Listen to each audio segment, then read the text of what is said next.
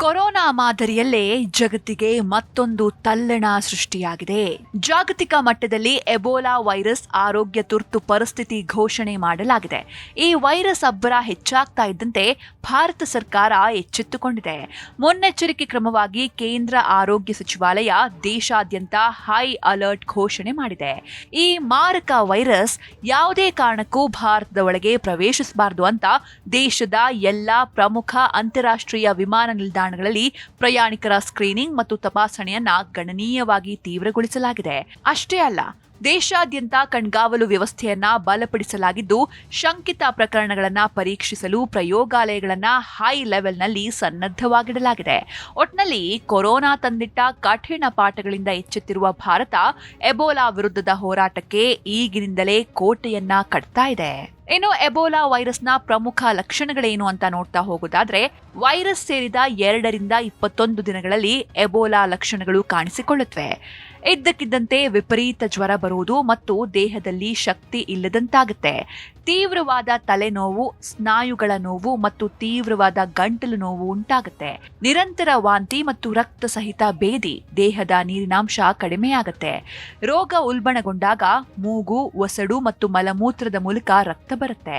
ರೋಗದ ಕೊನೆಯ ಹಂತದಲ್ಲಿ ಕಿಡ್ನಿ ಮತ್ತು ಲಿವರ್ ಕೆಲಸ ಮಾಡೋದನ್ನೇ ನಿಲ್ಲಿಸುತ್ತೆ. ಹೌದು, ಎಬೋಲಾ ವೈರಸ್ ದೇಹ ಸೇರಿದ ಮೇಲೆ ಲಕ್ಷಣಗಳು ಕಾಣಿಸಿಕೊಳ್ಳಲು 2 ರಿಂದ 21 ದಿನಗಳು ಬೇಕಾಗಬಹುದು. ಎಬೋಲಾ ಹೇಗೆ ಹರಡುತ್ತೆ? ನೆನಪಿಡಿ, ಎಬೋಲಾ ರೋಗ ಗಾಳಿಯ ಮೂಲಕ ಹರಡೋದಿಲ್ಲ. ಇದು ಕೇವಲ ನೇರ ಸಂಪರ್ಕದಿಂದ ಮಾತ್ರ ಹರಡುತ್ತದೆ.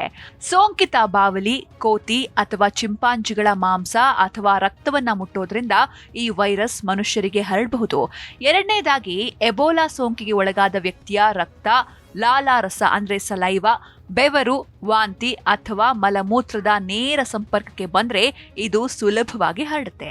ರೋಗಿ ಬಳಸಿದ ಬಟ್ಟೆ, ಹಾಸಿಗೆ, ಸೂಜಿ ಅಥವಾ ಅವರು ಮುಟ್ಟಿದ ಮೊಬೈಲ್ಗಳನ್ನ ಬೇರೆಯವರು ಬಳಸೋದ್ರಿಂದಲೂ ಕೂಡ ಈ ವೈರಸ್ ದೇಹವನ್ನ ಸೇರಬಹುದು.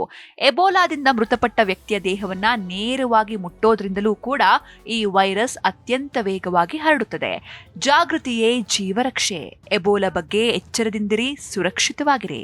ಇನ್ನು ಎಬೋಲಾ ಮೊದಲು ಕಾಣಿಸಿದ್ದು ಎಲ್ಲಿ ಅಂತ ನೋಡ್ತಾ ಹೋಗೋದಾದ್ರೆ, ಎಬೋಲಾ ವೈರಸ್ ಜಗತ್ತಿನಲ್ಲಿ ಮೊದಲ ಬಾರಿಗೆ ಕಾಣಿಸಿಕೊಂಡಿದ್ದು 1976ರಲ್ಲಿ ಆಫ್ರಿಕಾ ಖಂಡದ ಪ್ರಸ್ತುತ ಕಾಂಗೋ ದೇಶದಲ್ಲಿ. ಅಂದ್ರೆ ಈ ಹಿಂದೆ ಈ ದೇಶವನ್ನ ಝೈರ್ ಅಂತ ಕರೆಯಲಾಗ್ತಾ ಇತ್ತು. ಇಲ್ಲಿ ಎಬೋಲಾ ಕಾಣಿಸಿಕೊಂಡಿತ್ತು. ಮೊದಲ ಗ್ರಾಮ ಅಂದ್ರೆ ಕಾಂಗೋದ ಉತ್ತರ ಭಾಗದಲ್ಲಿರುವ ಯಾಂಬುಕು ಎಂಬ ಸಣ್ಣ ಹಳ್ಳಿಯಲ್ಲಿ ಈ ರೋಗ ಮೊದಲ ಬಾರಿಗೆ ಪತ್ತೆಯಾಯಿತು. ಇನ್ನು ಹೆಸರು ಬಂದಿದ್ದು ಹೇಗೆ ಅನ್ನೋದನ್ನ ನೋಡೋದಾದ್ರೆ, ಈ ಹಳ್ಳಿಯ ಹತ್ತಿರ ಹರಿಯುವ ಎಬೋಲಾ ನದಿಯ ನೆನಪಿಗಾಗಿ ಈ ಮಾರಕ ವೈರಸ್ಗೆ ಎಬೋಲಾ ಎಂದು ಹೆಸರಿಡಲಾಯಿತು. ಇದೇ 1976ರಲ್ಲಿ ಕಾಂಗೋ ಜೊತೆಗೆ ಪ್ರಸ್ತುತ ದಕ್ಷಿಣ ಸುಡಾನ್ನ ಝಾರಾ ಎಂಬ ಪ್ರದೇಶದಲ್ಲೂ ಈ ಸೋಂಕು ಕಾಣಿಸಿಕೊಂಡಿತ್ತು. ಏನಿದು ಬುಂಡಿಬುಜಿಯೋ ವೈರಸ್? ಎಬೋಲಾ ವೈರಸ್ನಲ್ಲಿ ಒಟ್ಟು 6 ವಿಭಿನ್ನ ತಳಿಗಳಿವೆ. ಅವುಗಳಲ್ಲಿ ಬುಂಡಿಬುಜಿಯೋ ವೈರಸ್ ಕೂಡ ಒಂದು. ಇದು ಇತಿಹಾಸದಲ್ಲಿ ಕೇವಲ 3ನೇ ಬಾರಿಗೆ ಇಷ್ಟು ಭೀಕರವಾಗಿ ಹರಡ್ತಾ ಇದೆ.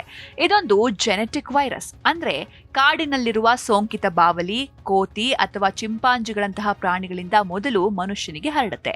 ನಂತರ ಮನುಷ್ಯರಿಂದ ಮನುಷ್ಯರಿಗೆ ಅವರ ರಕ್ತ, ಎಂಜಲು ಮತ್ತು ಬೆವರಿನ ನೇರ ಸಂಪರ್ಕದ ಮೂಲಕ ವೇಗವಾಗಿ ಹರಡುತ್ತೆ. ಸಾಮಾನ್ಯ ಎಬೋಲಾ ತಳಿಗಳಿಗೆ ಲಸಿಕೆಗಳು ಲಭ್ಯವಿವೆ. ಉದಾಹರಣೆಗೆ ಝೈರ್ ತಳಿಗೆ ಲಸಿಕೆ ಸಿದ್ಧವಿದೆ. ಆದರೆ ಈ ನಿರ್ದಿಷ್ಟ ಬುಂಡಿಬುಜಿಯೋ ತಳಿಗೆ ಸದ್ಯಕ್ಕೆ ಯಾವುದೇ ಅಧಿಕೃತ ಲಸಿಕೆ ಅಥವಾ ಪ್ರತ್ಯೇಕ ಚಿಕಿತ್ಸೆ ಲಭ್ಯ ಇಲ್ಲ. ಕೇವಲ ರೋಗ ಲಕ್ಷಣಗಳಿಗೆ ತಕ್ಕಂತೆ ಚಿಕಿತ್ಸೆ ನೀಡಿ ರೋಗಿಯನ್ನ ಉಳಿಸಿಕೊಳ್ಬೇಕಾದ ಅನಿವಾರ್ಯತೆ ಇದೆ. ಹೀಗಾಗಿಯೇ ಇದು ಜಾಗತಿಕ ಮಟ್ಟದಲ್ಲಿ ದೊಡ್ಡ ಆತಂಕ ಸೃಷ್ಟಿಸಿದೆ. ಸರಳವಾಗಿ ಹೇಳಬೇಕು ಅಂದ್ರೆ, ಇದು ಎಬೋಲಾ ವೈರಸ್ನ ಅತ್ಯಂತ ಮೊಂಡುತನದ ಮತ್ತು ಮಾರಕ ರೂಪವಾಗಿದೆ. ನೋಡಿದ್ರಲ್ವಾ, ಆಫ್ರಿಕಾ ಖಂಡದಲ್ಲಿ ಎಬೋಲಾ ವೈರಸ್ ಆರ್ಭಟಿಸ್ತಾ ಇರೋದು ನಿಜಕ್ಕೂ ಆತಂಕಕಾರಿ ವಿಷಯ. ಸದ್ಯಕ್ಕೆ ನಮ್ಮ ದೇಶದಲ್ಲಿ ಯಾವುದೇ ಪ್ರಕರಣ ಪತ್ತೆಯಾಗದೇ ಇರೋದು ಸಮಾಧಾನಕರ ಸಂಗತಿಯಾಗಿದ್ರೂ ಮುನ್ನೆಚ್ಚರಿಕೆ ಅತ್ಯಗತ್ಯ. ಕೊರೋನಾ ತಂದಿಟ್ಟ ಕಠಿಣ ದಿನಗಳನ್ನ ನಾವೆಲ್ಲರೂ ನೋಡಿದ್ದೇವೆ. ಹಾಗಾಗಿ ಕೇಂದ್ರ ಮತ್ತು ರಾಜ್ಯ ಸರ್ಕಾರಗಳು ಈಗಾಗಲೇ ವಿಮಾನ ನಿಲ್ದಾಣಗಳಲ್ಲಿ ಹೈ ಅಲರ್ಟ್ ಘೋಷಣೆ ಮಾಡಿವೆ. ವೈರಸ್ ಗಾಳಿಯಲ್ಲಿ ಹರಡದಿದ್ರೂ ಮುಂಜಾಗ್ರತೆ ಮತ್ತು ಜಾಗೃತಿಯೇ ಇದಕ್ಕೆ ಇರುವ ಏಕೈಕ ಆಯುಧ. ಸಾರ್ವಜನಿಕರು ಯಾವುದೇ ರೀತಿಯ ಸುಳ್ಳು ವದಂತಿಗಳಿಗೆ ಕಿವಿಗೊಡದೆ ಆರೋಗ್ಯ ಇಲಾಖೆಯ ಅಧಿಕೃತ ಮಾರ್ಗಸೂಚಿಗಳನ್ನು ಪಾಲಿಸಬೇಕಾಗಿ ವಿನಂತಿ. ಜಾಗೃತರಾಗಿರಿ, ಸುರಕ್ಷಿತವಾಗಿರಿ.